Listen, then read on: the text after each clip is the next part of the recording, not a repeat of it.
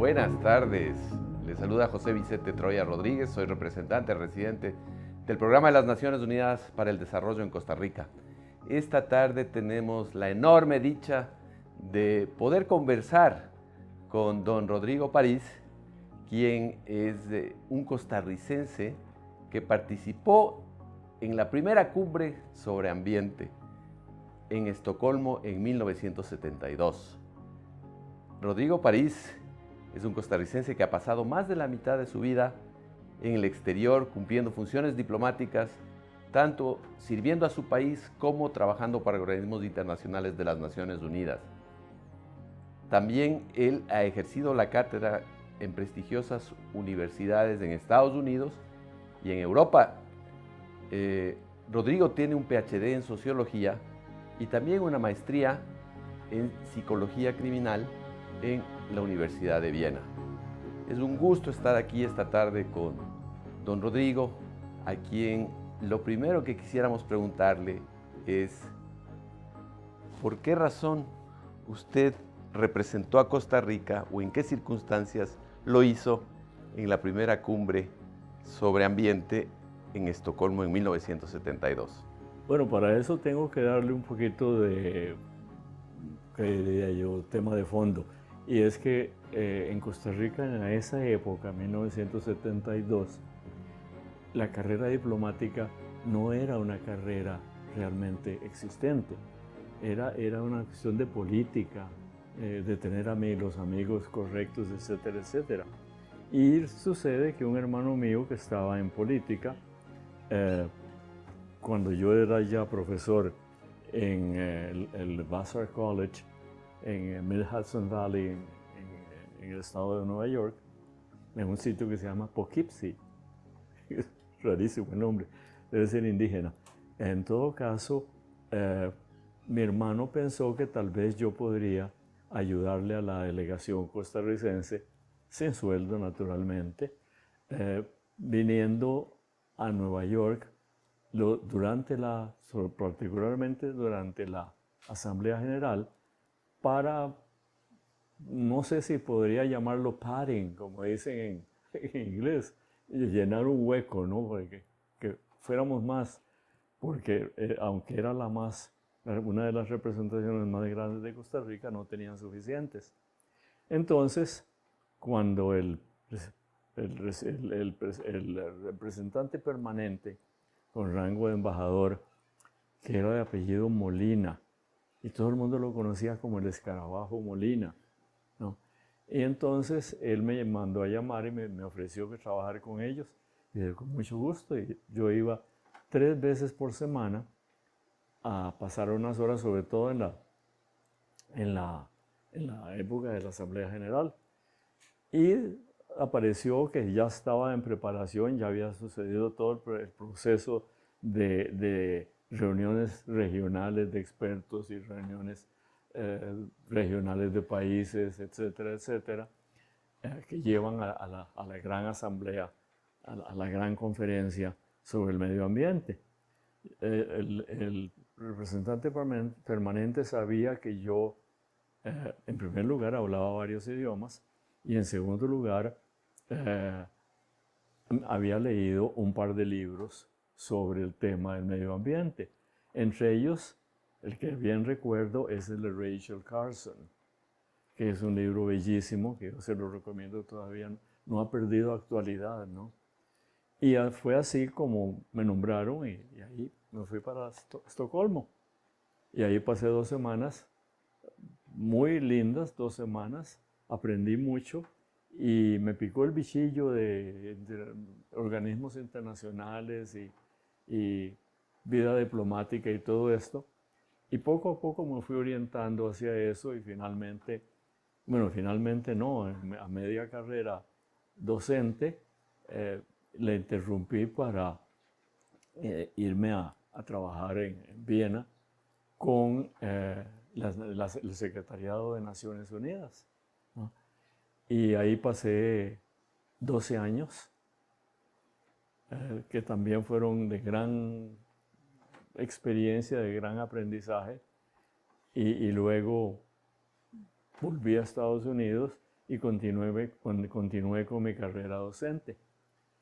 Y después de 50 años, grosso modo, fuera de mi país, volví en el 2011 y desde entonces estoy acá. Ajá. Y durante esas 2 semanas que estuvo en Estocolmo, en 1972, ¿cuáles eran las deliberaciones? La humanidad había decidido reunirse en un espacio de carácter global para deliberar sobre qué. Yo tenía la impresión de que nadie sabía, pero como es la costumbre dentro de Naciones Unidas, uno prepara los temas. Entonces los delegados, todo lo que tienen que hacer es leer los papeles especializados y en eso basan las discusiones y los proyectos de resolución y todas estas cosas. Usted sabe cómo es el racket nuestro de asesorar a los países. Y después nos echan la culpa a nosotros de las cosas que hacen los países. En todo caso, yo tenía la impresión de que ahí nadie sabía nada, básicamente, excepto la Secretaría de Naciones Unidas, ¿no? Y recuerdo que yo tenía que cubrir lo que eran varias, ¿cómo se llama? Varias reuniones. Porque la gran conferencia se dividía, no me acuerdo en cuántas, pero era como ser el Espíritu Santo. Yo tenía que estar en todas partes y más o menos seguir la discusión, etcétera, etcétera. Y me acuerdo que conmigo se puso muy brava la presidenta de una de las comisiones, porque yo llegué cuando acababan de tomar una decisión y yo rápidamente leí de qué se trataba y levanté la mano y dije, señora presidente, aquí hay un problema. Yo no puedo estar todo el tiempo en todas las comisiones y en este aspecto yo quiero que se haga una nueva votación. Al principio no quería, después la hizo y la perdió. Entonces yo creo que me agarró el show. Pero bueno, cosas tal vez sin importancia. Por ejemplo, a un momento dado vi a Margaret Mead, una famosa antropóloga que ha estudiado sobre todo las sociedades del Gran Pacífico, del Gran Océano Pacífico, y que recientemente ha sido corregida póstumamente por haber prácticamente inventado muchas de las cosas que escribió, que es uno de los peligros en las ciencias sociales. Uno cree algo y entonces lo traduce en algo que realmente existe, cuando es producto de la imaginación. Yo me le acerqué y le dije, señora Mead, yo soy sociólogo y he leído sus libros y quisiera conversar con usted. Y se volvió, me dijo, ¿no se da cuenta que estoy escuchando lo que están hablando?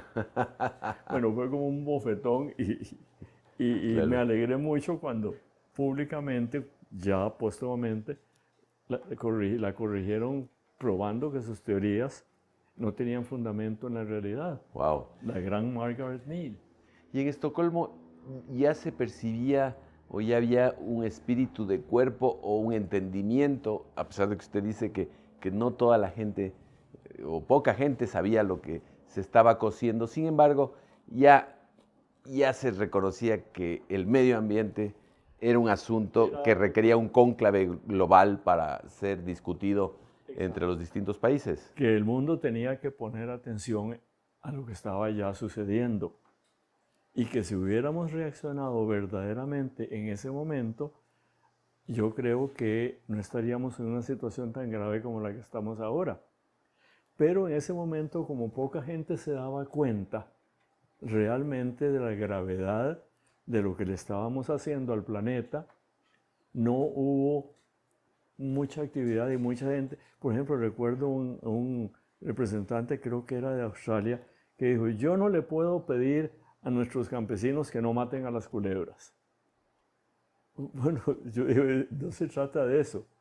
Se trata de, en alguna forma, contrarrestar el mal, la influencia, que la población de víboras no estalle y se convierta en una crisis para los demás animales y para el equilibrio general.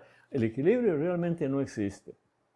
Creo que era Konrad Lorenz que decía que lo que nosotros estudiamos es como un tipo que pierde, que se va de bruces, pero que mientras cae logra avanzar y el avanzar le impide caer, ¿no? Que es un equilibrio inestable, que el verdadero equilibrio es la muerte, ¿no? En fin, esas ideas en esa época eran de unos pocos, los que habían leído a Rachel Carson y a otros que ya estaban interesados en eso. No sé, para serle franco, cómo fue que se inició el proceso en Naciones Unidas. ¿Quién lo estimuló? ¿Qué países lo promovieron? ¿Y cómo se llegó a una conferencia de ese nivel en un proceso de preparativo de, yo creo que un par de años fue lo que se tomó? Quizás eran los años en los que únicamente era necesario colocar a nivel de la conciencia de la humanidad la importancia de la naturaleza, pero no se evidenciaban las interacciones y las relaciones que se daban entre ambiente y desarrollo, probablemente. Sí, porque bueno, claro, en absoluto. El desarrollo en esos momentos tenía prioridad. Había que sacar a los países del subdesarrollo. Lo primero que hicieron fue quitar la palabra subdesarrollo y reemplazarla con en proceso de desarrollo, lo que realmente era un eufemismo. Pero bueno, las Naciones Unidas reacciona a lo que los países quieren. Y entonces los países francamente escogen los temas y cómo entrarles, dependiendo de que haya constituyentes, por así decir, en cada país que tienen la suficiente uso de la palabra, suficiente acceso al público para alborotarlos.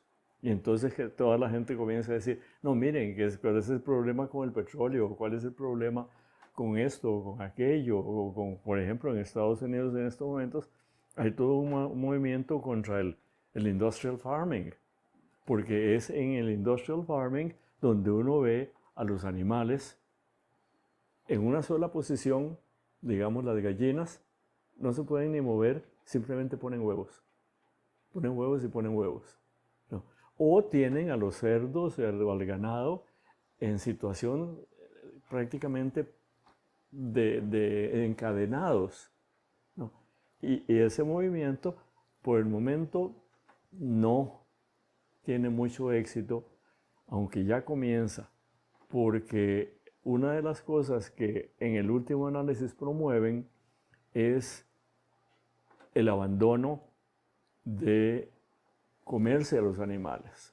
Si usted se pone a pensar, es casi siniestro que nosotros estamos junto a, por ejemplo, en una pequeña finca, a la par de los animales que después matamos para comérnoslos, ¿no?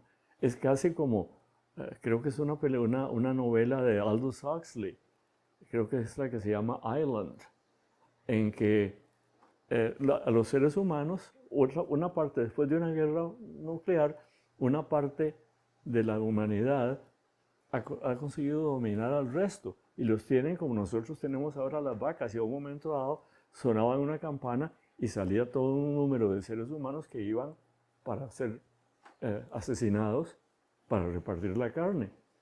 Ya eso lo hemos hecho en el imperio azteca, pero no en gran número. Entonces, el asunto es crear conciencia. A mí no me gustan los neologismos y no me gusta decir concientizar. A mí me parece que eso es parte de toda una teoría de la dependencia cultural y cosas que ya pasaron de moda, pero quedaron las palabras. Yo creo en crear conciencia y creo que precisamente lo que hacen las ONGs es crear conciencia para que la humanidad dé un paso adelante. Un paso adelante en un camino que lleva a ser más humanos, darnos cuenta de todas las cosas inhumanas que hacemos, de las que vivimos, a las cuales no podemos renunciar, pero que sustraen nuestra calidad de humanos, bajándola un poco, ¿no? Por ejemplo, ¿cómo ha aparecido el movimiento feminista? Acuérdese cuando a las mujeres, a las feministas en Inglaterra, las arrestaban y entonces cuando se declaraban en huelga de hambre, las alimentaban a la fuerza, ¿no? Eso fue todo un movimiento con gran violencia hacia las mujeres. En Costa Rica fue mucho más fácil, porque hubo una guerra civil y se decidió hacer una nueva constitución, y en la nueva constitución hubo suficientes voces a favor del voto femenino, que no es más que un paso. Como estamos dándonos cuenta ahora, hay un montón de otras cosas que hay que arreglar que el voto femenino no ha arreglado. Comenzando con la paridad, comenzando con iguales posibilidades de educación, de trabajo, de promoción y de igual salario cuando se cumplen las mismas funciones. Y así por el estilo, podemos ver al mundo y vemos que está todo en una especie de movimiento browniano, como dicen los biólogos, y que todo esto produce movimientos más grandes y a menudo puede llevar a excesos. Por ejemplo, el terror en la Revolución Francesa definitivamente fue un exceso, y un exceso que costó muchas vidas y muchos sufrimientos, ¿no? Pero dejó cosas como, por ejemplo, el Código Napoleónico y unas palabras, 3 palabritas, que cuando se les toma en serio, se convierten en todo un programa de acción: libertad, igualdad, fraternidad, ¿no? Y vemos que, por ejemplo, en el aspecto de fraternidad, tenemos el gran problema racista, que no es inventado, ahí está. Y en Costa Rica, si usted examina por debajo de la superficie, encuentra que hay antisemitismo y que hay la diferencia que yo encuentro que entre el antisemitismo y el racismo, digamos, antinegro, es que lo que yo percibo, y como yo viví tanto afuera, creo que he adquirido una cierta perspectiva, que al judío se le odia, al negro se le desprecia. Y por eso hablamos de el negrito, ¿sí? Ni siquiera usamos la palabra negro, decimos los morenos. En cambio, al judío se le tiene en lista negra, y hay mucha gente acá. Bueno, hubo una época en que un par de locos andaban poniéndole bombas a las pocas mezquitas que hay aquí, sinagogas, ¿no? Entonces, la problemática, en cierta forma, va desarrollándose a partir de una base. El voto femenino en Costa Rica fue el principio de una solución, pero todavía queda mucho camino a recorrer, y cada vez hay más resistencia. Y lo peor es que en ese aspecto el hombre, bueno, hay muchas mujeres que son más antifeministas que muchos hombres, ¿no? Para comenzar. Y en segundo lugar, es algo tan profundo en la psiquis humana que casi que hay que recurrir a Freud y a Jung para entender el miedo del macho de la especie a concederle una igualdad a la hembra. Me quedo pensando en qué poderosas e importantes y contemporáneas sus palabras respecto a la importancia del rol de las mujeres en romper esa cultura patriarcal que está asociada al macho y que es la que ha generado dominación sobre mujeres, dominación sobre la naturaleza. Se me viene a la mente lo que usted mencionaba al inicio, lo que a usted lo acercó y lo que de alguna manera justificó para que usted participe en Estocolmo fue el haberse acercado a Rachel Carson, La primavera silenciosa. ¿Qué mensajes ahí le marcaron a usted como para que usted, por ejemplo, ahora diga, es un libro que sigue vigente y que invito a que la humanidad lo lea? Yo encuentro que es un libro de poesía más que otra cosa. Es el mensaje es tan elevado que termina siendo poético. Poético en el mejor sentido de la palabra, de poiesis, de creación, ¿no?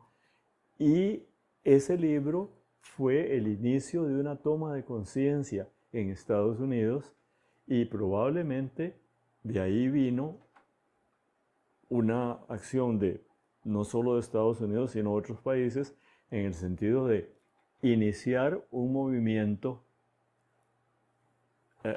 hacia un mayor examen, a mayor profundidad del problema ambiental, que en esa época la mayor parte de la gente ni estaba consciente, y cuando tomaban un poquito de conciencia, decían, pero ¿qué es lo que quieren estos? Que no produzcamos carne para todo el mundo. Porque claro, en Guanacaste talaron los bosques secos tropicales para tener más ganado, y lo siguen haciendo en muchos sitios. Ahora, Costa Rica es curioso, es un país contradictorio dentro de sí mismo, porque, por ejemplo, tomamos muy en serio el ambiente, pero toleramos ciertas cosas que no deberíamos tolerar, y a veces por razones políticas. Aparentemente, esta cosa tan salvaje que es que agarra a un tiburón, le cortan la aleta y tiran al animal de regreso al mar, que los intereses ahí eran tan serios que los dos últimos gobiernos no hicieron nada, porque la persona mayormente responsable de esa industria, entre comillas, es familia muy cercana de uno de los presidentes más recientes, ¿no? Entonces, yo no sé si me van a demandar por esto que he dicho, pero en fin, hay que jugársela. Pero es curioso porque hay contradicciones de ese tipo, ¿no? Entonces tenemos parques nacionales a tirar para arriba, pero no les damos presupuesto. Entonces la idea es agarrar turismo, cuando la idea no debería ser agarrar turismo, debería ser preservar la naturaleza, por lo menos como en Estados Unidos los parques nacionales, que lo que hacen es preservar algo que de otra manera la industria del petróleo los arruinaría.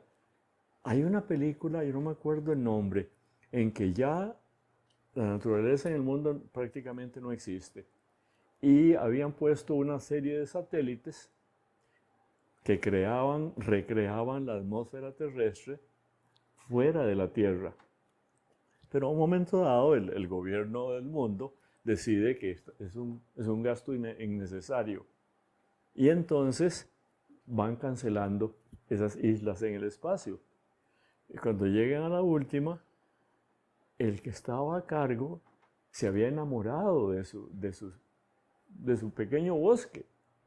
Y entonces lo que hace es que saca a la isla de la órbita terrestre y se va hacia dónde, nadie sabe. Wow, wow. Si usted, ahora que estamos en el 2022, 50 años después de Estocolmo 1972, regresa a ver y ve todo lo que ha ocurrido con el planeta, ¿a qué conclusiones llega? ¿Qué importancia le asigna a ese incipiente despertar de la conciencia humana en Estocolmo en 1972? En mis peores momentos, creo que ya pasamos el punto de no retorno. Que lo que no se hizo no se va a hacer, que ya no hay tiempo. Y entonces, de lo que usted nos comenta, Rodrigo, más han habido paños tibios y estos 50 años no han tomado decisiones o acción efectiva que nos hubiese impedido caer en este punto del no retorno. ¿Cuál sería su mensaje ahora que estamos consultando a las y los costarricenses sobre qué debemos hacer con el planeta con ocasión de Estocolmo más 50? ¿Cuál sería su consejo, su recomendación, su imploración a las nuevas generaciones? Yo creo que lo más importante es que la gente acepte que va a tener que hacer sacrificios, que sin sacrificios no se llega a ninguna parte. En estos momentos, si el nivel de vida sube, sube la contaminación. Por ejemplo, imagínense una India donde toda familia tuviera una refrigeradora, o una Costa Rica en que todo el que quisiera podría tener un automóvil. Entonces, las soluciones, las verdaderas soluciones, no son fáciles. Y precisamente no se toman, o se toman verbalmente y después nos olvidamos de ellas. No se toman porque hay resistencia. Por ejemplo, la contaminación sónica. Hace un par de años estuve de regreso en Roma y me tuve que salir del centro por las bicicletas con motor, no motocicletas, bicicletas con motor. Y el escándalo era tal, será que yo soy hipersensitivo al ruido, pero era de espanto. Y entonces yo veo que aquí vamos por el mismo camino, entre las motocicletas y las bicicletas. Y todo lo que queremos tener. Yo, por ejemplo, tengo todo un equipo de sonido, tengo discos, tengo un montón de cosas. Quiere decir que yo no estoy contribuyendo a una solución. Lo que pasa es que es casi imposible abandonar costumbres y cosas, toda una cultura del consumo, por ejemplo. Y además, el aspecto violento que toman a veces las mejores ideologías o los mejores ideales, digamos, no hablemos de ideologías, sino de ideales. Por ejemplo, vimos cómo degeneró una manifestación pacífica de las mujeres aquí en San José en una violencia tonta. Yo comprendo la rabia. Son siglos de explotación, de opresión, de maltrato, que han creado un resabio de rabia. Pero la rabia no va a arreglar nada. La rabia simplemente crea una contrarrespuesta que hace más difícil las soluciones. Pero yo creo que el asunto fundamental, y por el cual yo soy pesimista, es que no hay almuerzo gratis, como dicen en inglés. Si queremos cambios que realmente tengan un impacto, tenemos que sacrificar cosas. Imagínense cuántos árboles hay aquí. Pero para mí mi biblioteca es así como parte de mi alma, ¿no?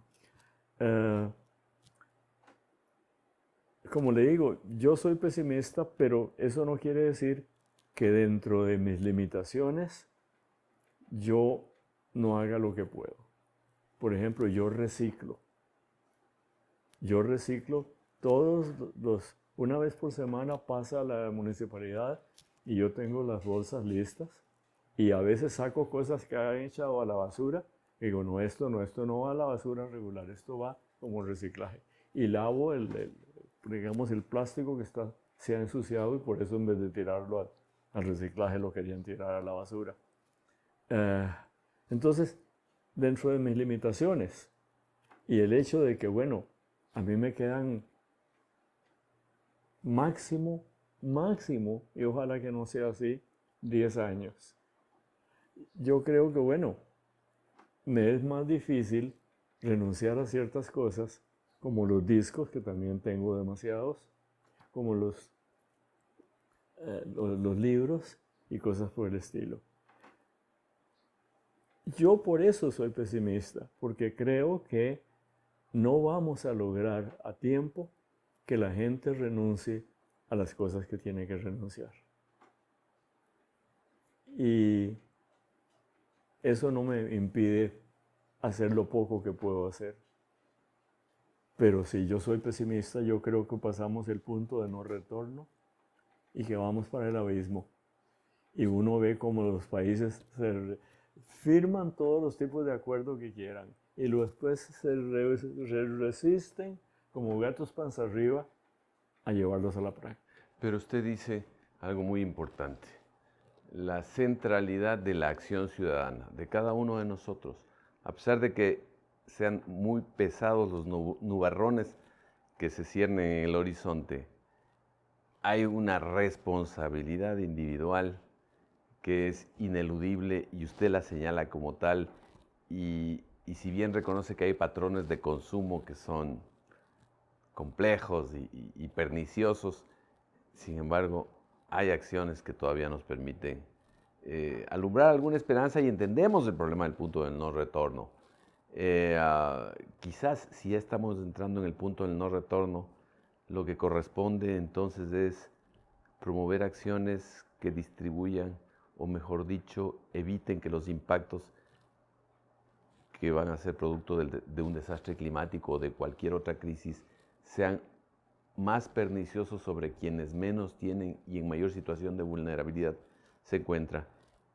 Y ahí somos agentes centrales en evitar ese impacto mayor. Es cierto, pero yo creo que cuando lleguemos a ese punto es porque el golpe ha sido tan duro que ya uno está dispuesto a renunciar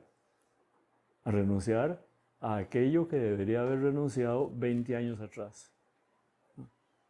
Por eso es que yo no veo que por las buenas, no sé, por las buenas yo creo que no lo vamos a lograr, ¿no? Siempre hay gente que toma conciencia rápidamente y trata de pasar el mensaje. Yo dentro de mis limitaciones, como digo, yo no soy un ejemplo de una vida limpia, pero pongo un granito de arena. Pero cuando realmente Guanacaste sea, cuando Liberia sea un puerto de mar, y lo mismo Turrialba, ahí nos vamos a dar cuenta de que la cosa va en serio. Cuando comiencen la gente que vive en las bajuras a irse hacia las alturas, ¿y qué vamos a hacer con los de las islas del Pacífico? Vanuatu, todas estas. Es como ver que se le acerca a uno un león y no hacer nada porque uno está muy ocupado viendo un show en la televisión, una cosa por el estilo. Somos nuestros propios verdugos y eso nos va a llevar al fracaso.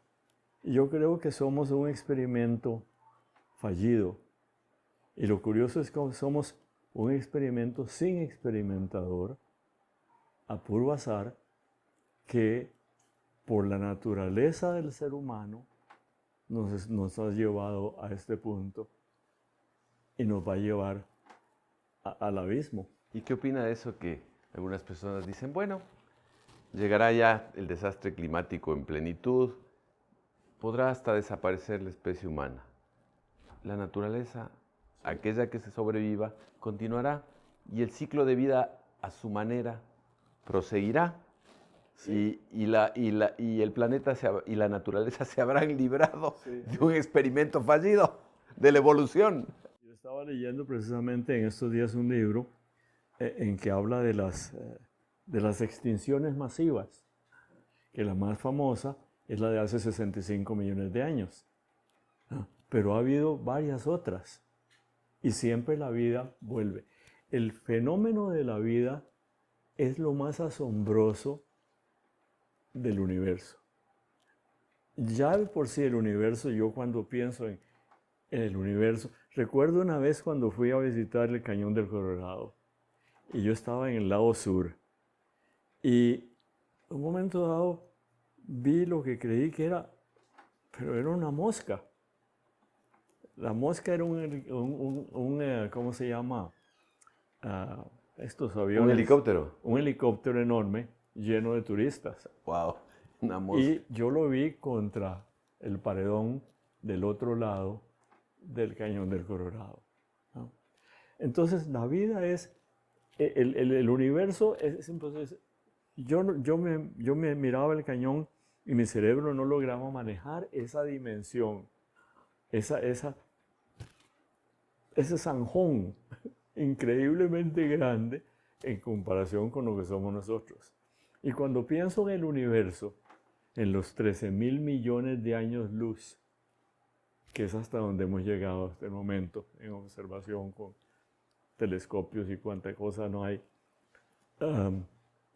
también me da vértigo. Uno de mis libritos de cuentos se llama Vértigo, precisamente por eso, porque a mí me da vértigo. Pero lo que es cierto es que la vida volverá a aparecer, si no aquí, en otra parte, ¿no? Y si es con los mismos principios en que esta vida se desarrolló, va a ser una repetición, el eterno retorno de Nietzsche. Vamos a volver a aparecer, tal vez bueno, aparecerán especies totalmente desconocidas en este momento porque no existen, no han existido nunca, pero las leyes de la naturaleza, si sigue ese impulso de la vida, van a producir otros monstruos como nosotros, que van a autodestruirse. Y tal vez eso sea ad eternum. Tal vez en el universo llega el momento en que desaparece y se vuelve, echa marcha atrás y se llega de nuevo al punto que vuelve a estallar y vuelve a producir un universo. Y además está toda la teoría de los multiversos, ¿no? Que es otra cosa que me fascina. Bueno, es que como yo lo que hago es oír música y leer, me puedo dar el lujo. Bueno, Rodrigo, muchísimas gracias. Gracias a ustedes. Muchas gracias por ese recorrido de vida que nos da. Bueno, qué dicha, qué goce haber compartido parte de esta tarde costarricense con Rodrigo París. Mensajes poderosísimos que nos avisan de la cercanía de un punto de no retorno, de la necesidad de la acción humana, solidaria, para de alguna forma atenuar o alargar esta situación emergente y poder contener los impactos que se van a dar y se están dando con mayor fuerza sobre quienes son poblaciones de mayor situación de vulnerabilidad. Esta ha sido una conversación central para el lanzamiento de las consultas que estamos promoviendo desde las Naciones Unidas con las contrapartes nacionales de Costa Rica, con ocasión de los 50 años de la primera cumbre sobre medio ambiente que se celebró en Estocolmo en 1972. Necesitamos que las y los costarricenses acudan a esta consulta y nos cuenten qué se puede hacer para salvar el planeta, para refundar esa relación entre humanidad y naturaleza y para honrar la condición de ser la única especie dentro de la naturaleza que es capaz, desafortunadamente hasta ahora, de dar forma a la Tierra o de interrumpir el ciclo de la evolución de una manera desfavorable. Si hemos tenido ese poder hasta ahora, creo que es el momento de usar ese poder para revertir el sentido de la interacción que tenemos con la naturaleza. Es la oportunidad de refundar la relación con la naturaleza, de hacer y declararle la paz a la naturaleza y obviamente de fortalecer los lazos de solidaridad entre todas las mujeres y los hombres, poniendo en el centro a quienes en mayor dificultad se encuentran, las personas que están en mayor situación de vulnerabilidad. Muchísimas gracias por acompañarnos.